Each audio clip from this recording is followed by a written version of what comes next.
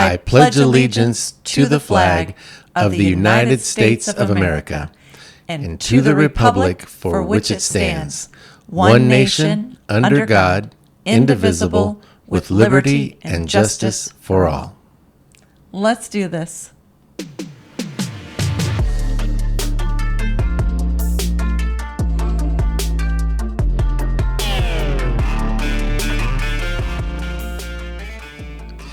Yeah, I think we used to say that every day in school to Yeah. start the school day. We It's been said- so long ago, it's hard to remember, but I don't know at what point when that stopped, if it did, but I think elementary school for sure. We Right. said the pledge You'd every stand day. up by your desk and say the pledge. And there was a flag in the room Yep. that you would look at. And we used to say it in preschool. That was part of our circle time. Oh, nice. Yeah. Because then that was one of the jobs, flag holder. Right. And when you say in preschool, you mean as a teacher. Yes, I do. Yeah. Yeah. In case anybody doesn't know that you did that for a long time.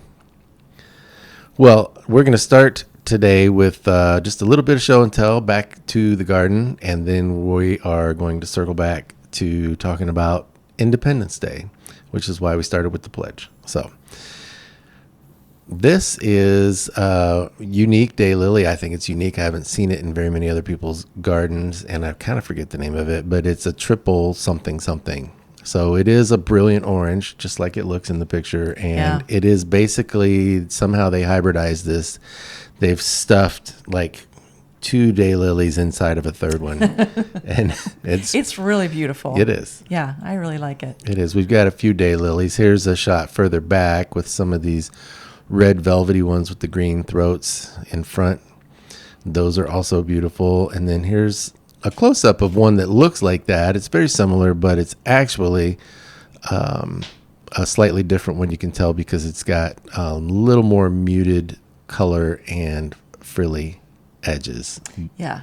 Did you notice the echinacea photobombing Yeah. in the bottom? He's like, oh, me? Where did you want me? Oh, Yeah. no, not this time. Sneaking in. They're all, look, there's other daylilies sneaking Yeah. in back of this. But this is the same one that was in the foreground of the triple orange, and it is very velvety. Beautiful. That burgundy and greenish yellow, I mean, it's unique. Yeah. It's pretty. Very, very pretty. And then this one is just, you can see what it is, but it's it's pink. It's pink with a rosy ring and a green center, and that was after the irrigation had run. I got that picture in the morning. I love it. It's pretty. So a bunch more daylilies that I don't think we've shown you all these yet. This was another one that we got from a customer, and it's grown and divided and split in different parts of the yard, but it is a very pretty kind of orange with just a little red in it. Definitely fits in with the front yard with the theme that we have. There's a lot of orange coming out in the front, orange and Yeah. purple and blue, and it just fits right in. And it's been there a long time. I almost feel like we've kind of built the orange around it a little bit. Well, at one point it was getting so big we put it on the corner to be kind of an anchor piece there I love in it. the front. Well, we keep showing you things by the back door. I'm glad we have such beautiful stuff to look at when we come and go from the house. But this is unique because this is the giant ruby slippers that we have, which I'm noticing this year is not color-wise quite as stunning as some of the other ones we have around the property. But what was unique, if you look kind of in the middle, top to bottom there are a couple white ones that came out late.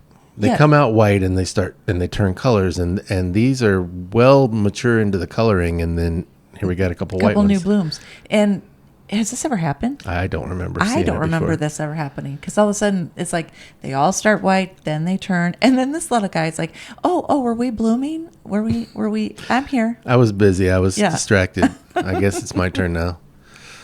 These are Monarda. We, I think maybe we've included this in a previous, but not to this extent. These red Monarda are just crazy. They're native, and we had some that didn't do very well. Then we found the native ones for sale, and now they've just taken over this area. And the close-up, you can see the one in the foreground is, like the flower itself is in some ways not that stunning. But Right. But when you see them in a group, especially that cherry red, it's really I didn't get far enough back to show you this, but that's kind of the front right corner of the house, and they've taken over that corner. And I was even noticing from the road, like you just look and you see that red patch. I was like, oh, that's what we wanted. Yeah. And you've been trying to do some kind of like bee balm or Monarda for a long time. Yeah, a long time. And I wasn't really sold on it, especially since we kept buying them and then they kept dying. It's like, I don't know. I think we're done with this. And then what year was it that 2 years ago at Irish City Gardens, we're like, let's buy another bee balm. I was like, oh, here we go again. We really should journal this stuff. I know. I don't know what year it was, but it was either 2 or 3 years ago. But this one has made up for all the other disappointments. And it looks like a field of individual flowers. We saw one today that was another Monarda, but it was lavender. Yeah. And it was almost like a shrub in a way. Right. It was it was tall and had some good size to it, but it was almost more kind of grouped, like one plant, where these are like each stalk is an individual plant. And how tall would you say they are? These are, they're at least 5 feet tall. Mm-hmm. Yeah, they're amazing. Well, we also have some endless summer hydrangeas, and we've tried to fertilize them to get them to bloom in the blue range. I don't know. Our weather is so ridiculous. Half of it's blue. We've got several plants and very few blooms. We're trying to figure that out. But I thought this one was pretty. It is. We've got 3 total here. So the second one is a little more blue.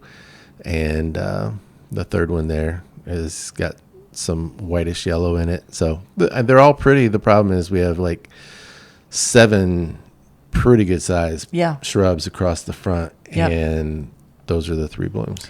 And before all 10 of our listeners write in and say, oh, it's because you're cutting them back. We don't cut them back. We don't cut them back. But I do think that our late freezes are kind of messing with them a little bit. So, it makes sense. I don't know. Well, I'm just guessing. Here's where we've pulled back from the front of the house to show you the left side there of the front door. And you can see that orangey daylily on the corner by the driveway. But what I really took this picture for is we have a mimosa tree that has gotten quite big. It's kind of at the back of the house there, but on the left, and it hangs over the driveway. It looks... I wish I had a better close-up, and I apologize. We've been ridiculously slammed with work and getting ready for some family stuff. But excuses aside, I just didn't get a great picture of the flower, but they look like a Dr. Seuss tree. Yeah, and I wish you could smell this. When I walk underneath it, I almost forget. I'm like, oh, what is that? And like, oh, it's the mimosa tree. Yeah. It's so fragrant. It's so cute. You just sit there and look, and they are like, we'll have to get a close-up, but it's just like these fluffy little plumy pink things. They really look like Dr. Seuss blooms. Here's so cute. Here's a close-up, but also it's a cell phone close-up, and it's not a great shot. But if you're not familiar with that tree, you can look it up. They're pretty cool. And this was a volunteer. This wasn't here when we moved here. Well, we've been in this house 20 years, and it wasn't there when we moved in. And we just let the hedgerow grow up. At some point, we said, hey, we need a little privacy. We'll just let it go. And yeah, that's what we got. That's what we got. And I love it. I love it. This is the lavender that's also in that bed in the front, and I was able to catch a bumblebee on there. Little cutie patootie. Grabbing some pollen. Oh, my goodness. Yeah, and that's my first successful lavender. I love lavender.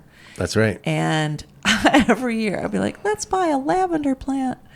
And it would die. Mm-hmm. I would just either not get it in the right place or it wasn't the right one. And then finally we were at a nursery one day, and I think I was asking somebody that worked there, what lavender plant should I buy? There were so many different ones. He's like, oh, well, they all do pretty well, blah, blah, blah.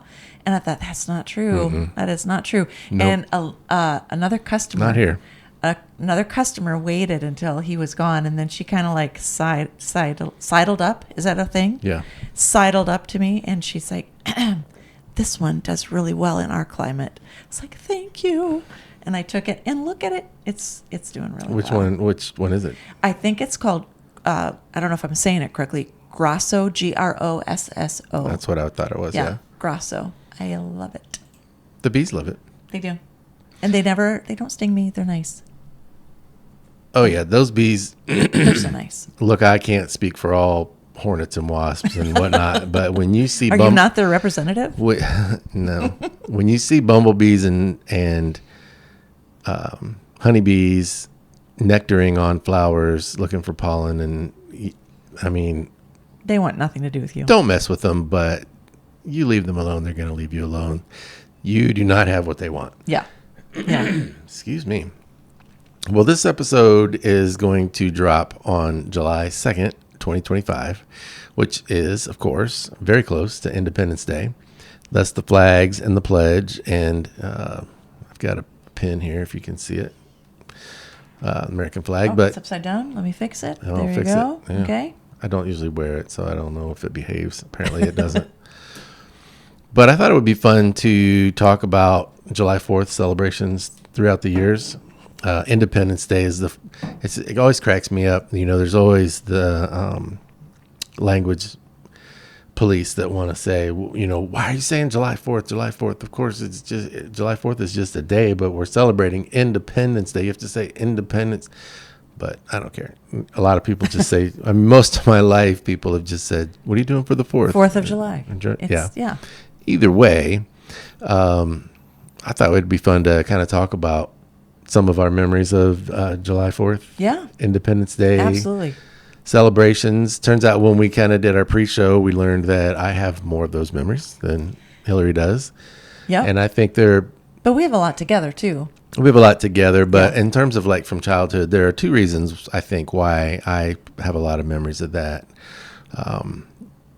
One is because of where I lived as a kid. Right.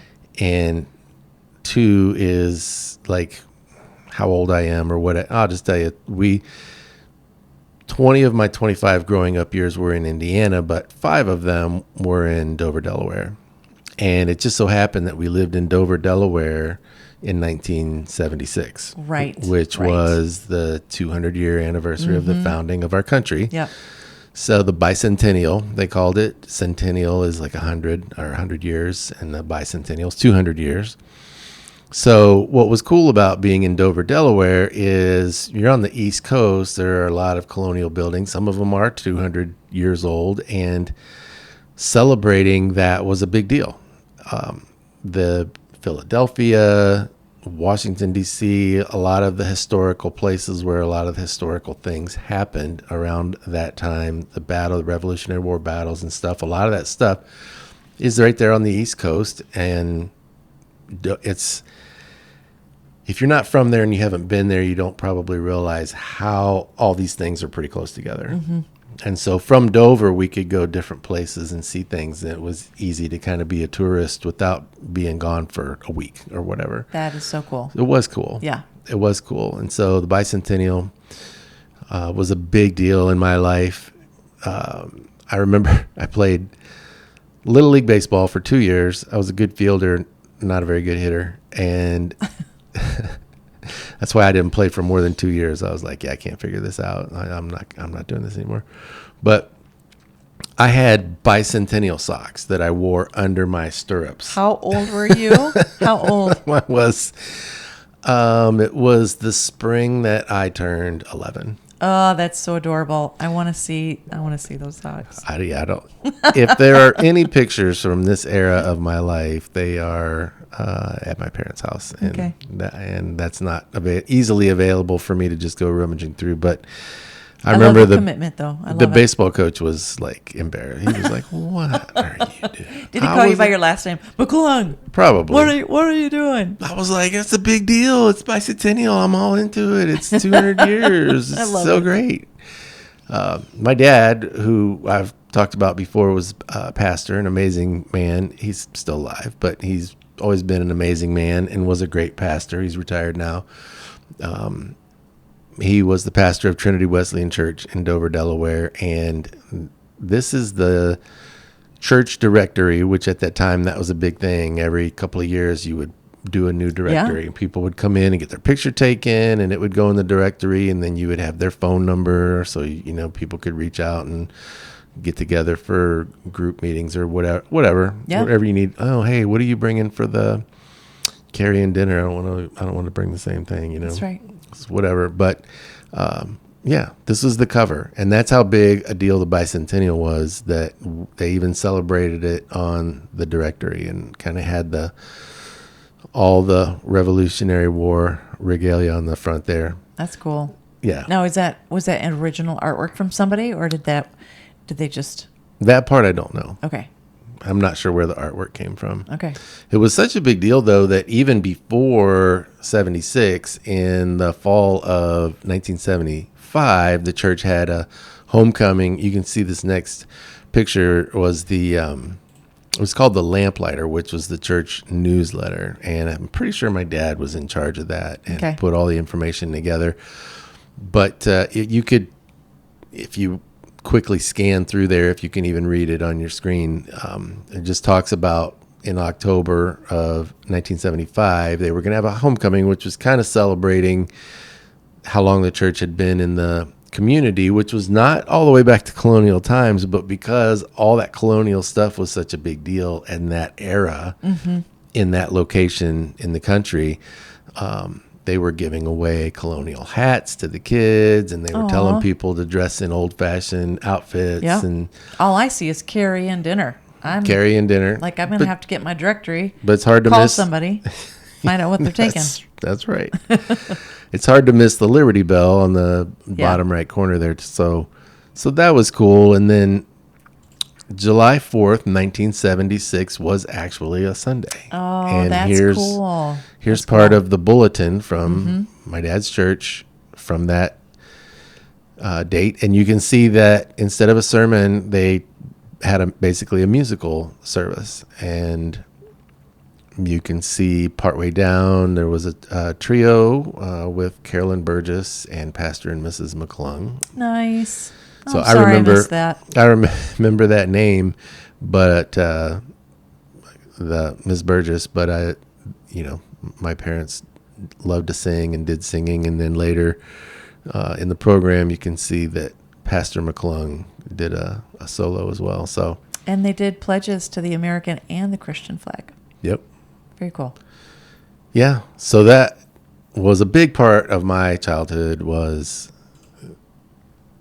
every 4th of July, but around the Bicentennial time, it was huge. Yeah. And I have some memories of 4th of July, but it wasn't like a really a big family thing. It was when I was younger at my grandma and grandpa's house, but then later it wasn't as much until we got married. Yep. And then I found out it's tradition, that we were going to do family reunion every year there. Yeah, and I don't remember exactly what year that started, but my dad had grown up in Parkersburg, West Virginia, which is right on the Ohio River. They started having family reunion on the weekend closest to 4th of July every summer, and we made it there almost every year for a long time. Right. Long time. Yeah. And we had a carry-in picnic in the park. Everybody brought food, and it's probably why I came every year. Carry-in dinner. No, it was. Well, truth be told, we sometimes did drive-through dinner. We would just, because we were coming from out of town. We're from out of town. We just pick up a bucket of chicken, or I think we took pizza a couple times. Remember the year we brought hamburgers? Yeah. The kids loved it. Yeah, I was like, let's do something different. Think outside the box. We always take chicken, and we took cheeseburgers. And we're like, I don't know, this might not go over so good. And the kids they were so excited. Man, they loved that was fun. Cheeseburgers. But we would have an auction. People would bring items to auction off, and that helped to pay for the rental at the park to have we did it at different locations, but we either had a building or a gazebo, whatever it's called, in a park where you have the cover and the picnic tables and stuff. And kids would play games, and there were prizes. It was a good time. Yeah, one of my favorites is when our kids and the cousins got old enough to realize what the auction was. Yeah. And then when their parents weren't looking, they'd bid on things. And then we were responsible to go pay for those things. Yeah. Like, hey, we're gonna have to talk about Yeah. this. I still have my Bible bag that I got there from the auction. Oh, that's right. That's where you got that. Yeah. In fact, last Sunday at church, the girl next to me was like, "I love your bag." Right. She's like, "It's the perfect size for a Bible." I'm like, "Well, you'd have to go to a family reunion to get one, but you know." And it's red, white, and blue, too. It's red, white, and blue. Yeah. Yeah. So fun. Some of those years when we met because we would go and we'd be there kind of for the weekend. We'd stay with my aunt a lot of times, not every single time. But my brother, Michael, he went through a phase where he was really into fireworks, and he would buy a bunch of fireworks and bring them and we'd set them off out behind my aunt's house. Yep. So that was fun. Also, if we were in town, like I said, it was the weekend closest to the 4th. So most places do fireworks on the 4th unless they get moved because of weather. So the reunion might be on the 1st, or it might be on the 29th or whatever. Yeah. So, but if there were going to be fireworks in town while we were there, we would go and watch those. Well, but if we were traveling, like sometimes we would be on our 7-hour journey home, Yeah. and you'd see them from city to city. We're like, oh, look, now they're doing their fireworks, and you just get like a continual show all the way home. That's kind of cool. One year, we timed it not on purpose, but we ended up in Nashville as they were finishing their fireworks. Remember, we just pulled off. And everybody was just pulling off on the side on the expressway. Right. We're like, hey, we should all stop and just take a look. It was beautiful.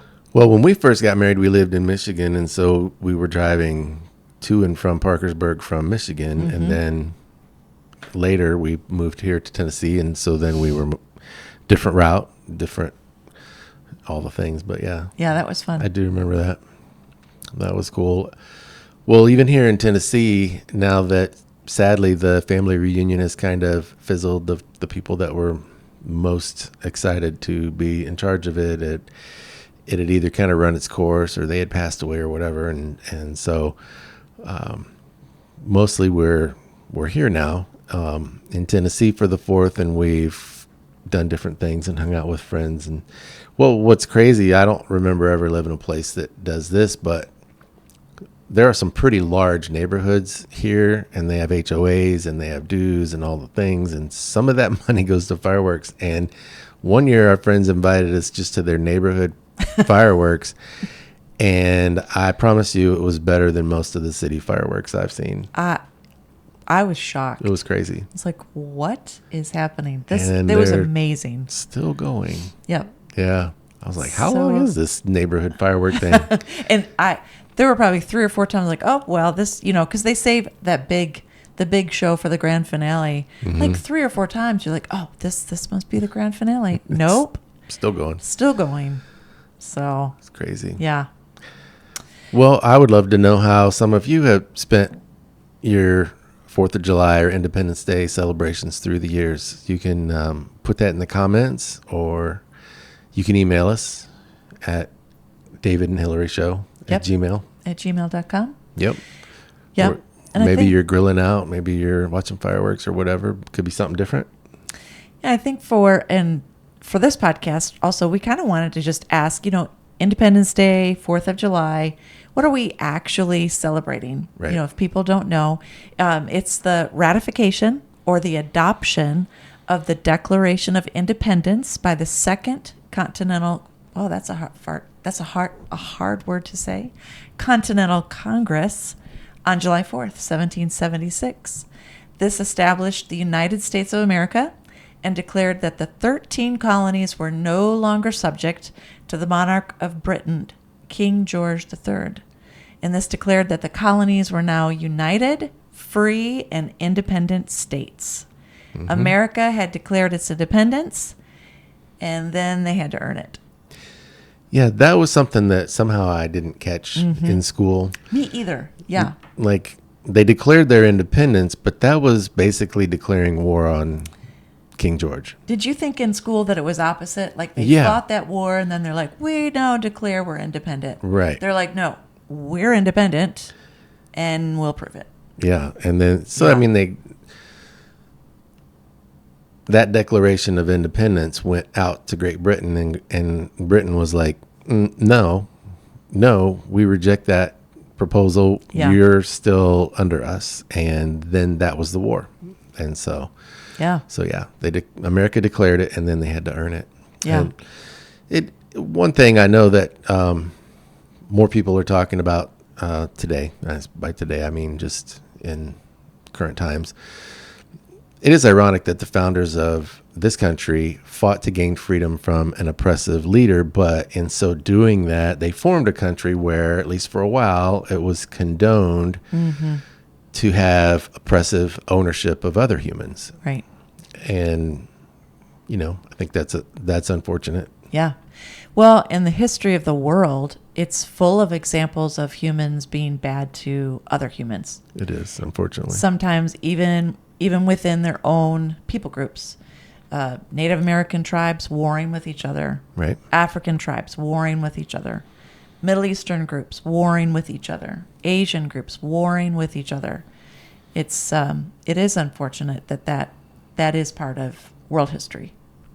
Yeah, and the fact that that's true isn't really an excuse for slavery being in America. But, Right. But the history of the world is complicated and has some negative chapters in it. Glad that the United States eventually did abolish slavery and granted freedom and civil rights to all of its citizens. That was long overdue, but I'm glad that finally happened.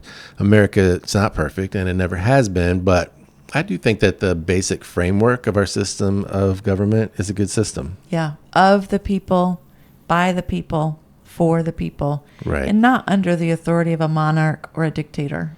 That's right. Yeah. What we actually have is called a constitutional republic. We are governed by elected representatives, but those elected representatives are bound by the rules and principles set forth in the Constitution. So we vote for them and they get in office, and they're not supposed to just do whatever they want to do. Right. They're supposed to represent our interests if Yes. we've made it clear, like, we voted for you instead of the other guy because you said you're going to do this, so do it. But also, you can't just get in and do anything. You have to work within the confines of the rules and regulations that we have as a nation. Yeah, but, in order for this to really work, citizens have to pay attention and actually to be part of the process. You can't just like, oh, well, I voted for this guy and then check out, because it's just how it works. You have to stay involved. And sadly, there are times when elected representatives kind of go off the rails and try to get away with stuff that they shouldn't be doing, and it's our job to hold them accountable. I know a lot of times, and I've heard friends say, it's just too much. I can't keep track of everything. Sure. And that's true. Because especially now, I think we were just talking about an unrelated topic, but how times are so much more complicated now. And I think they are. And I think there's more going on every day. And that's true in our government as well. So it is hard to keep up. But I think it's our responsibility. Well, I'll circle back to that. But I just want to, if you don't know, if maybe this is the first episode that you're watching of the David and Hillary Show, welcome. Thank you for checking in. Kind of caught us in the middle of a series on marriage, and we set that aside for a little bit to do this in honor of the date that it comes out. But one of the things that we talked about in our marriage series is that marriage is for adults. Right. And so, in other words, you kind of have to be an adult to get married.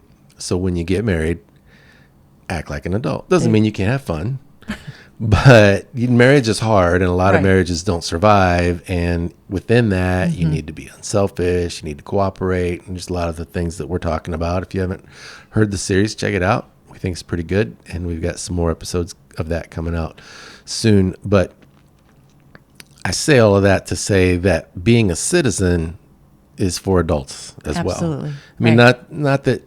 Not that your underage kids aren't Right. also citizens, but as an adult that can vote, it's your job to kind of pay attention and be a part of the process. Well, yeah, and like we said, it does seem that life is moving very quickly.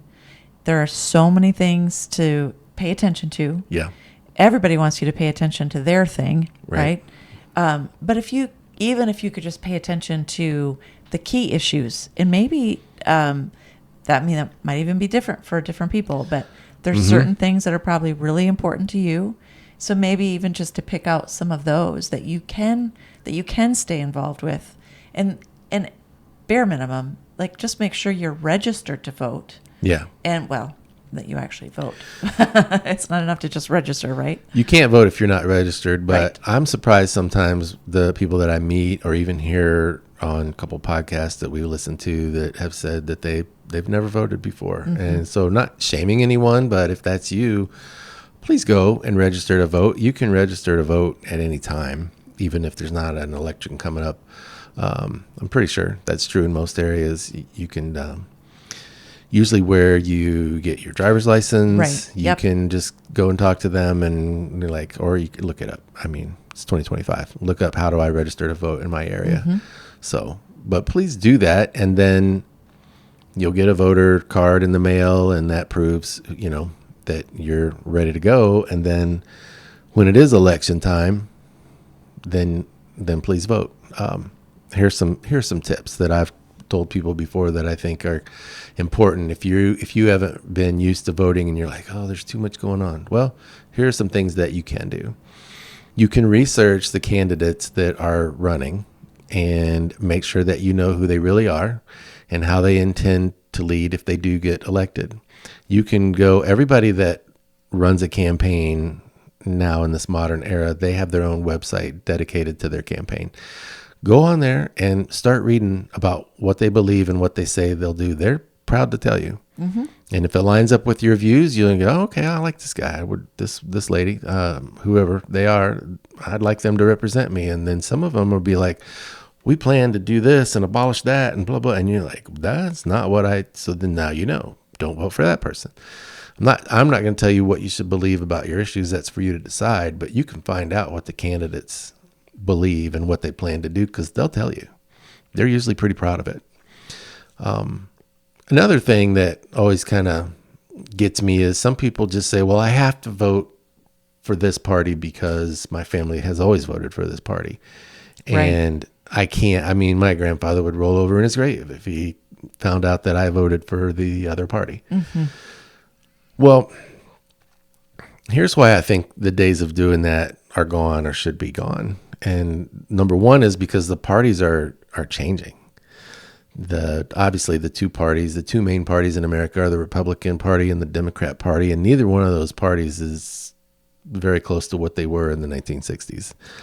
Times are changing, people are changing, the parties are changing, the behind the scenes people that kind of run the parties are changing, and their ideals are changing. And so I think you got to kind of be a grown up and do some research on, and not just assume, I always vote red or blue, so I'll always do that. Well, check out these candidates and find out who they really are. Research the ins and outs of the issues. Sometimes you might not know, like, I think this issue is important to me, but I'm not really sure I understand it fully. Research it. Yeah. It's so important. And Independence Day is a good time to talk about what we can do as citizens to be good citizens. Yeah, and really, when you go into that booth, it's just you in the booth. Yeah. You don't have to tell anybody who you vote for. Nope. You don't have to tell anybody before, during, or after who you voted for. Ever. And so it's supposed to be private. So vote for who and for what you actually want to vote for. Yep. And if somebody is pressuring you, say, who'd you vote for? You know what? That's my right to actually just keep it private. I just prefer not to say. You don't have to tell your family. You don't have to tell your friends. You don't have to tell your boss. Yep. I think another trend in today's society is don't talk about politics with your friends or anybody. And if you know that you and someone else are kind of on, opposite ends of a certain thing, and it's causing problems in your relationship, then maybe don't go there. That's fine. But I think iron sharpens iron. And if Hillary and I disagree. I mean, we're married. It's a little different, but just because we're the two that are here right now, if we can talk about an issue, I listen to her, she listens to me. We try to find out where the other person's coming from. At the very least, you learn something. Right. Even if we get to the end of it and she still believes pretty much what she did and I believe pretty much what I did, and we haven't changed each other too much, at least I understand her better, and I probably understand why she believes what she believes. And that's important. But sometimes you can learn a lot from someone who thinks differently than you do. And I think that's an important thing to remember and to be willing to have discussions. And really, what's the harm in just asking someone, so could you tell me why you would like that person? What is it about that idea, that candidate, that person? What is the harm in just having the discussion? Right. It doesn't mean you're accepting that idea. It just means you're curious and you'd like to know what they're thinking. Not in a way that's like, well, what are you thinking? Yeah. But like, truly, what are you thinking? Mm-hmm. I would like to hear your thoughts. Right. So, when our founding fathers, sorry, I'm skipping ahead. Don't skip ahead. I'm trying. Hey, I could do what I want on this podcast. So, Okay. by doing all of this is how we actually have a country, which is of the people, by the people, for the people, so that the people are involved. That's right. So that's right. If you stay home and complain about how you can't do anything about anything, then you won't. Yeah. On Independence Day, we are celebrating freedom. That's what we're doing. And if you celebrate it with hot dogs, hamburgers, wearing red, white, and blue, watching fireworks, hanging out with your friends, that's okay. There's nothing wrong with that. Just make sure you celebrate it every other day by being a responsible, informed, and proactive citizen. Well, and when the founding fathers declared that their independence, that was the first step. Yep. But then they had to earn it to make it real. So that's right. As we discussed earlier, which was kind of a little bit of a surprise, but if we're going to continue to have freedom, we're going to have to continue to earn it. So I really think that if we are not involved, if we are not aware of the issues, if we're not voting for people who will represent us the way that we want to be represented, we can lose that freedom. There's a good chance that we can lose that freedom. So it's important to celebrate our freedom. It's important to continue to earn it. Yeah, and I just even remember as I approached 18, I was going to get to vote in the presidential election. I was so excited, and it's such a privilege to be able to have that freedom to vote and to make your voice heard. But our continued freedom, it's up to us. It's up to you. Your continued freedom is up to you, and so we have to stay involved. Be adults. Do the work. That's right. At the bare minimum, show up and vote. Please. And Well, thank you for joining us for kind of a special episode. I don't know if you can see this, but we have a piece of technology that's freaking out. And if you're like, what is that? It's not police lights. Anyway, it's not a strobe light. We're not about ready to break out and just dance. We'll try to get that fixed. But in any event, we thank you for joining us. We know your time is important, and we've had fun doing this special episode. We do look forward to getting back to our series, Sailing the 7 Seas, letter C, Sailing the 7 Seas of a Successful Marriage. Next episode, we will be talking about the 3rd C, which is compromise. Nice. What a good word. Yeah. Yeah. Yeah, it really is. But so for now, though, we want to wish everybody a happy Independence Day. Yep. And God bless America.